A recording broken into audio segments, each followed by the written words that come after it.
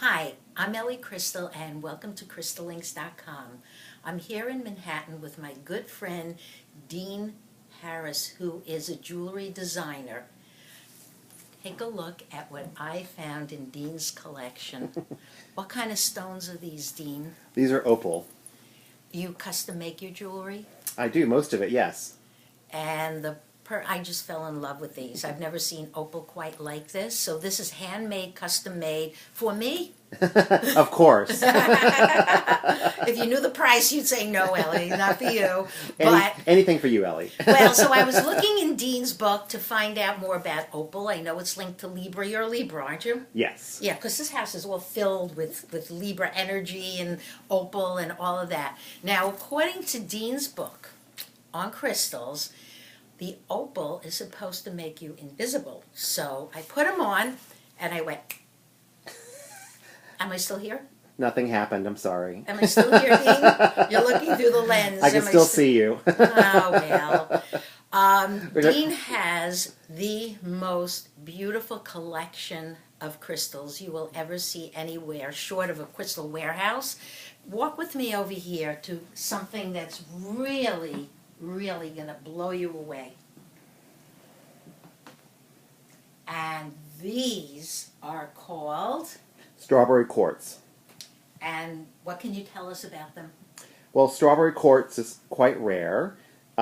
These crystals mostly came from Brazil, and it's unique to have 5 of them all together.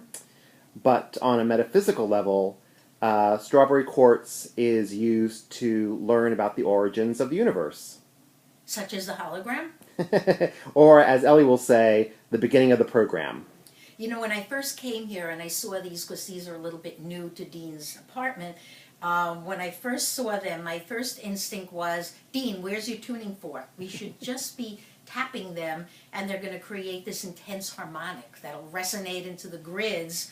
But Dean doesn't have a tuning fork, and he didn't tell me to bring mine. So I am just standing here, and I just feel that they work together in unison of some kind.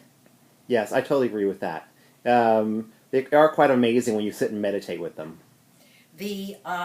Some of them have inclusions that look like anything, really. They just look like underwater seascapes. They look, I don't know, so I saw something in here when I peeked before, I don't know where it is, that actually looked like an alien face, but of course we see aliens in everything, right? These are the original lava lamps.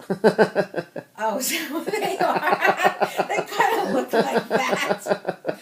No, the energy, if we go to the origins of the universe, and Dean wanted me to mention it, the universe is consciousness, and larger crystals of this size are supposed to open up consciousness. They're supposed to connect you from physical consciousness to the grids. I'm not going to say higher and higher and higher, because some of you think there's 4th and 5th and whatever dimensions. It's possible. You know, you have to stay open to everything, and anything is possible. But if you're going to connect to the grids, there's some sort of pattern or some sort of harmonic that goes with these crystals that definitely could take your consciousness not to the beginning. I don't think any of us here, or any object or crystal on this planet, short of going through a black hole or a wormhole or whatever, is going to actually take us to the beginning. But this could actually show you, if done in the right matrix. Now remember that the consciousness hologram is a matrix. It's all math, it's all physics, and it works right now. I'll stand sort of centered, but they're working in line with my personal matrix. Everybody out there has a matrix. Crystals, if they're your crystal, will align with your matrix and do anything. They can heal the heart, they can heal consciousness, they can heal a lot of things. But, as I always say, it's still just temporary, it's still in the moment.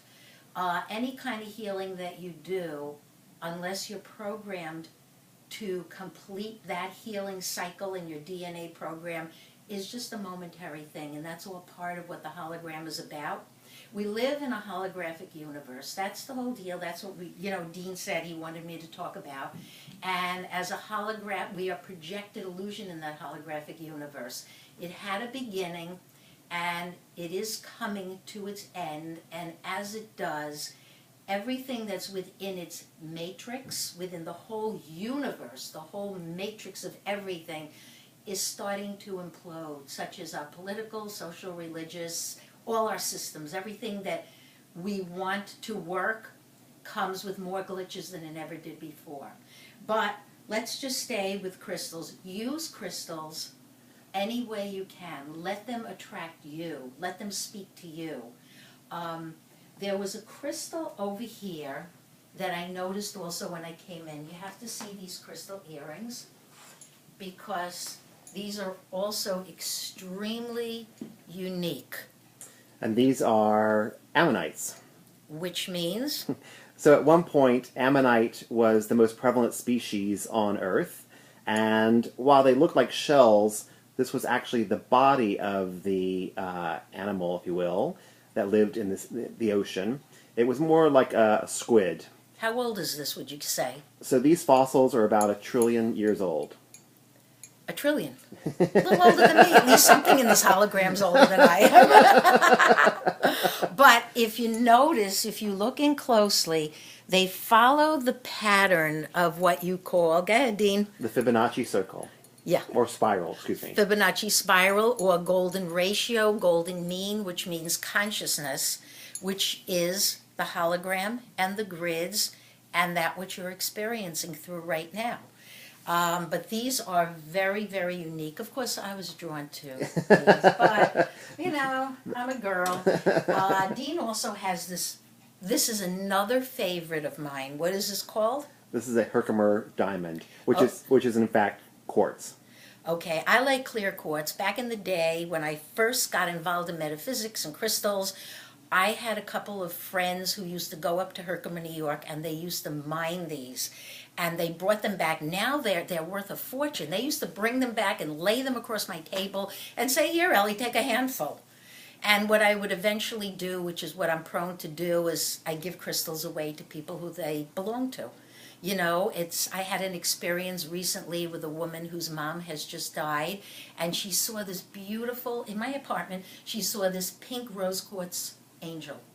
It was, well, probably about twice the size of this, and she was just looking at it, and somehow, you know, I got the message from her mom, you know, could you share this with her? And I did. And I did. It was not for any other reason other than it's a heart connection. Rose quartz is a heart connection, and it just felt right. So I like crystals to be with the right people in the right places, and you find them. You know, when you go into a crystal store. And don't you find that the crystal finds its owner? Crystals call to you. Mm-hmm. They can call to you from across the room in a crystal warehouse. Suddenly you'll just, if you're walking with someone, say, "I've got to go down this aisle and there's some crystal calling me." And the next thing you know, you're picking up a crystal that you didn't even go there to buy. Then, of course, you are a Libra and an Opal, and Ellie is? Amethyst. An Aquarius. Yep. And the amethyst goes with the lavender, the purple, that's the crown chakra. Yep. And that's higher consciousness. It's interesting, though, about amethyst. It's beautiful. I have 2 large chunks at home of amethyst, and yet this is not what calls me. It's not my strongest feel. I like quartz crystal, clear quartz crystal, or the kind that have inclusions in them, because it's fun to watch the inclusions change. Your red crystals here, they change inside. You know that, right? Yes. They I don't know whether they're changing based on the matrix of the person who they're with or the matrix of the universe or what, but they know.